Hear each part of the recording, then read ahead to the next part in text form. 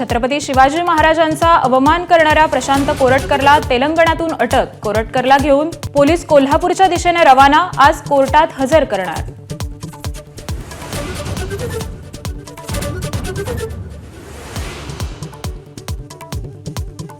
कुणाल कामरावर गुन्हा झाल्यानंतर खार पोलिसांकडून कामराला चौकशीला हजर राहण्याची नोटीस।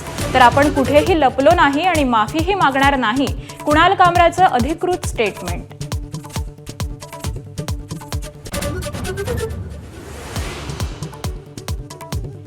उपमुख्यमंत्री शिंदेंविरोधात विडंबन करणाऱ्या कुणाल कामराविरोधात सत्ताधारी आक्रमक। स्टँड अप कॉमेडी शोचं शूटिंग झालेल्या हॅबिटॅट स्टुडिओची तोडफोड करणाऱ्या शिवसैनिकांना जामीन मंजूर।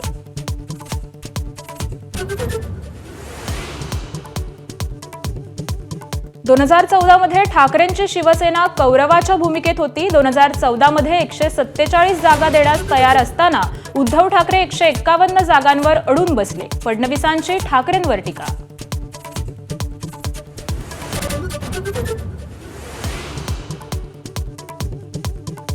मुंबईतील रस्त्यांसंदर्भातील बैठकीत उपमुख्यमंत्री एकनाथ शिंदे आणि आदित्य ठाकरे आमने सामने।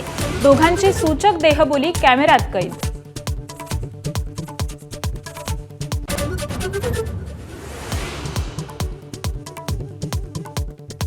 नागपूर हिंसाचारातील आरोपी फहीम खानच्या घरावरील कारवाईला कोर्टाची स्थगिती।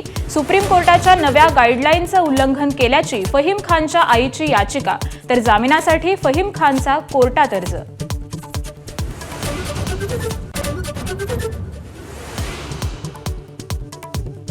सीबीएसई पॅटर्न संदर्भात शिक्षण मंत्री दादा भुसेंचं सभागृहात निवेदन। 2025 पासून इयत्ता पहिलीसाठी राबवणार सीबीएसई पॅटर्न।